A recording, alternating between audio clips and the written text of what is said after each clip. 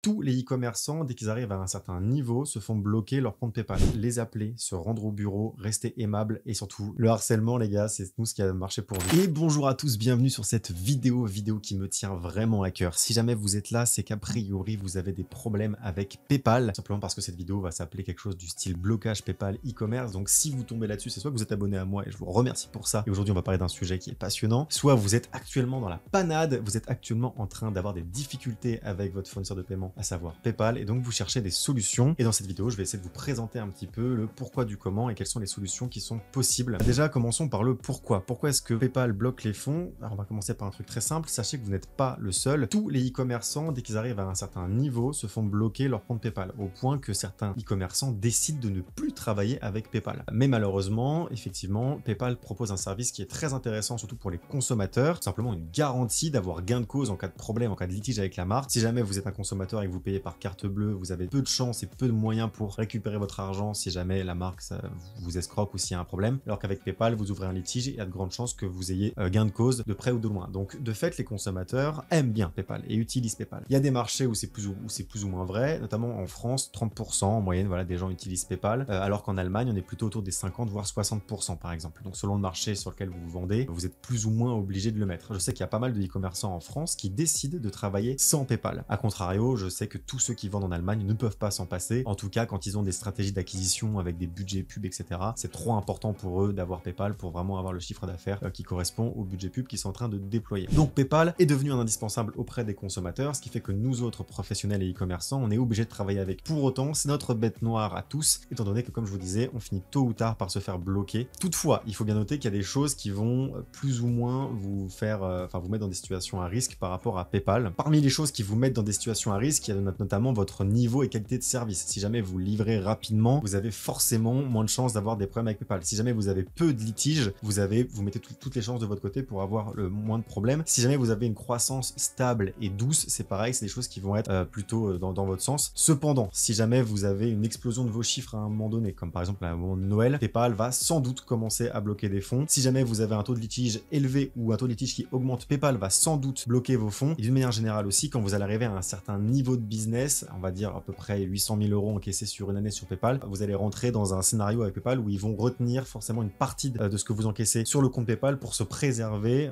au cas où vous ne seriez pas capable d'assumer ce volume. Donc tout ça pour dire que vous pouvez réussir à faire en sorte d'avoir pas trop de problèmes avec PayPal, mais dans la plupart des cas, si vous avez de la croissance, si vous avez des flux de vente importants, à un moment donné, vous aurez des problèmes avec PayPal. Quand on dit problème, on parle juste bien d'argent qui est retenu. Moi, dans mon cas, ça a été 30% du chiffre d'affaires qui est rentré sur PayPal, qui était du coup mis dans une réserve. Et le problème, c'est qu'on n'a pas de visibilité avec PayPal sur le temps que cette réserve combien de temps cette réserve va durer. Donc ça peut autant durer un mois, comme c'est souvent le cas, autant que dans notre cas, ça a duré 8 mois avant qu'on commence à nous rendre cette réserve. Donc selon votre trésorerie, selon votre maturité de business, ça peut être très difficile pour vous de vous en remettre. Bon, maintenant qu'on a dit ça et qu'on a expliqué un petit peu que c'est des choses qui arrivent souvent, que malheureusement vous pouvez mettre beaucoup de choses en place pour éviter que ça arrive, mais que dans beaucoup de cas, ça vous arrivera et puis c'est comme ça. Quelles sont les solutions possibles? Je précise tout de suite qu'il n'y a pas de solution miracle. Tout ce que je vais vous évoquer là, c'est uniquement des pistes que vous pouvez creuser pour espérer débloquer la situation.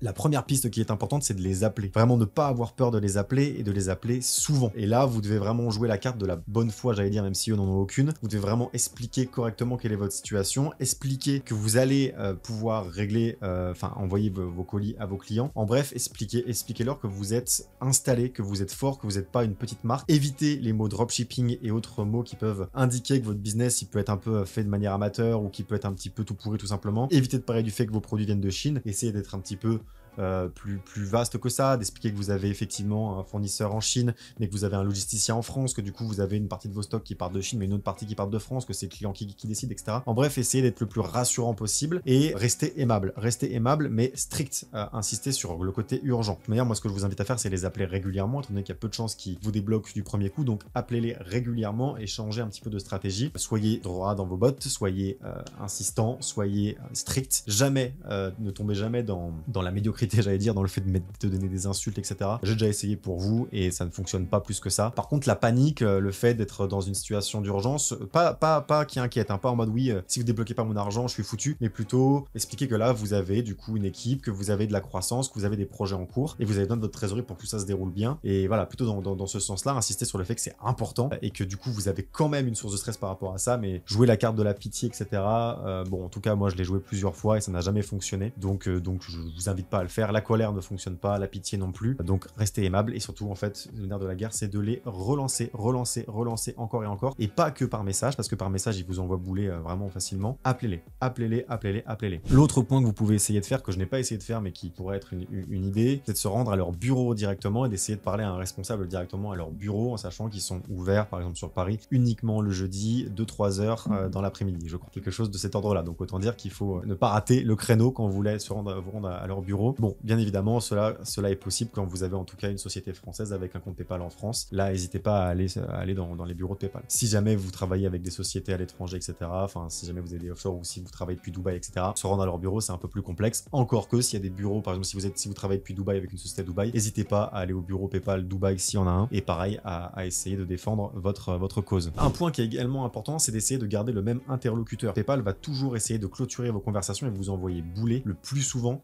possible. Donc, ce qu'il faut, c'est insister et donc écrire ou le dire quand vous les avez au téléphone, que vous souhaitez garder le même interlocuteur pour que cette personne puisse suivre votre dossier et entre guillemets comprendre votre ras-le-bol sur le temps. Si vous arrivez à avoir un numéro de téléphone qui vous met toujours en relation avec le même interlocuteur, ou si vous arrivez à avoir une conversation qui ne se clôture pas sur PayPal pour garder un historique et montrer que oui, ça fait déjà plusieurs semaines, plusieurs mois que vous êtes en train de vous bagarrer, ben, c'est très important, ça peut aider à débloquer la situation. Et idéalement, quand vous décidez de rentrer dans cette démarche où vous voulez garder le même interlocuteur, faites en sorte d'être avec un interlocuteur que vous avez jugé comme assez efficace ou en tout cas à l'écoute, etc. Et surtout, faites en sorte d'avoir passé une barrière, hein, ça je l'ai pas précisé, mais quand vous appelez ou quand vous contactez par mail, le but c'est de parler à quelqu'un le plus haut possible. Vous insistez, vous voulez parler avec un décisionnaire. Ils vous donneront jamais un décisionnaire, mais il y a quand même plusieurs niveaux que vous pouvez passer pour, on va dire, la hiérarchie PayPal. Il y a quand même les premiers qui sont ceux qui vont répondre et ceux qui sont des gestionnaires de compte qui vont pouvoir vous donner plus d'éléments de réponse et plus utiles, on va dire. Donc essayez de passer les caps de hiérarchie pour parler avec quelqu'un qui peut être un minimum responsable. Une autre solution que vous avez, parce qu'effectivement si vous êtes actuellement avec un gros blocage PayPal, malheureusement il y a peu de chances qu'ils vous rendent votre argent du jour au lendemain, vous pouvez essayer de créer un deuxième compte. Alors j'ai déjà fait des deuxièmes comptes, etc. sur la même société, ça s'est mal passé pour moi, c'est-à-dire que du coup j'ai eu de l'argent bloqué sur plusieurs comptes, du coup c'est tout ce que ça a changé parce qu'ils ont fait le parallèle. Ce que je peux vous conseiller de faire, c'est de jouer avec plusieurs structures, c'est super chiant au niveau comptable, etc.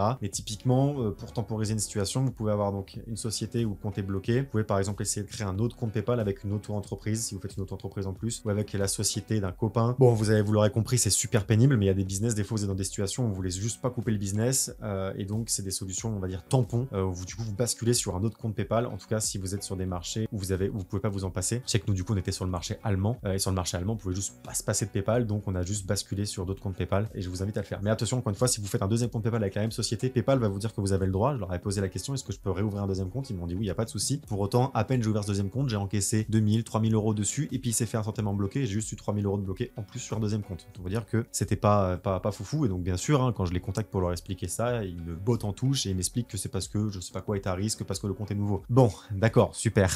Donc le compte est nouveau, du coup on bloque l'argent, mais avant on m'avait dit que je pouvais faire ça. Bon, vous l'aurez compris, ne cherchez pas à avoir du bon sens, hein, c'est pareil, ça c'est important de le préciser. Ne cherchez pas à avoir une relation correcte avec PayPal où vous vous dites bah si je leur dis ça, vu que ça fait sens, ça devrait bien se passer. Le bon sens avec PayPal, honnêtement, je vous le dis, ça fonctionne pas. Les raisonnements logiques, bah en vérité, ça fait plus de 8 mois que vous avez gardé mon argent, donc il n'y a même plus de remboursement possible, parce que moi dans mon cas, ils ont gardé une réserve pendant très longtemps, donc ils se défendent en disant que c'était pour rembourser les potentiels clients, mais bon, 8 mois après, même le droit des clients à être remboursé n'est même plus là. Ils gardent quand même l'argent, donc pour vous dire, le bon sens, c'est pas vraiment au rendez-vous, et ils trouveront tous les prétextes possibles pour garder votre argent bloqué, donc surtout ne leur donnez pas ces prétextes-là le plus possible. Typiquement, si vous avez un gros compte avec de l'argent bloqué dessus et que vous pouvez plus utiliser PayPal, que ça coupe votre business, faites en sorte de ne plus avoir aucune transaction et puis aucun litige en cours sur ce compte PayPal. Si jamais vous payez des choses avec PayPal, changer de moyen de paiement, il faut surtout pas qu'il y ait de transactions. Sinon, ils s'en serviront pour dire que non, votre compte est encore actif. Vous pouvez avoir 200 000 euros de bloqués sur un compte qui n'encaisse plus depuis un an. Si à côté vous payez 2-3 choses avec ce compte PayPal, ils vous diront non, mais votre compte il est actif, monsieur. Donc, ne leur laissez pas d'arguments pour garder votre argent le moins possible, parce que eux vous diront pas quelles sont leurs branches qu'ils utilisent pour garder votre argent. Juste voilà, ne leur donnez pas ce plaisir-là. C'est malheureusement déjà la fin de cette vidéo. J'ai pas non plus de conseils à vous donner. Et finalement, si on retient, c'est donc les appeler, se rendre au bureau, bureau, restez aimables et surtout le harcèlement les gars, c'est nous ce qui a marché pour nous, c'est à force de les relancer encore et encore et encore et encore et encore et encore. Ils ont fini par nous rendre une partie du pognon et malheureusement il y a que ça qui fonctionne. Et aussi le but de cette vidéo c'est donc de rassurer, vous avez un blocage PayPal, c'est normal comme tous les e-commerçants qui ont un minimum de succès, tôt ou tard vous avez un blocage PayPal, c'est pas vous le problème, c'est eux le problème. Mais enfin tout ça pour dire que ça arrive à tout le monde et donc bienvenue au club quoi. Je vous invite à me contacter si vous êtes dans cette situation là pour qu'on puisse voir un petit peu la singularité de votre projet et puis voir si jamais effectivement j'ai d'autres solutions peut-être que j'aurais trouvé après cette vidéo. En tout cas, j'espère que ça vous aura aidé pour certains à débloquer la situation et moi je vous dis à très bientôt dans une prochaine vidéo. N'hésitez pas à vous abonner, à poser un like, à poser un commentaire, à activer la cloche, ça aide grandement cette chaîne et moi je vous dis voilà à très bientôt.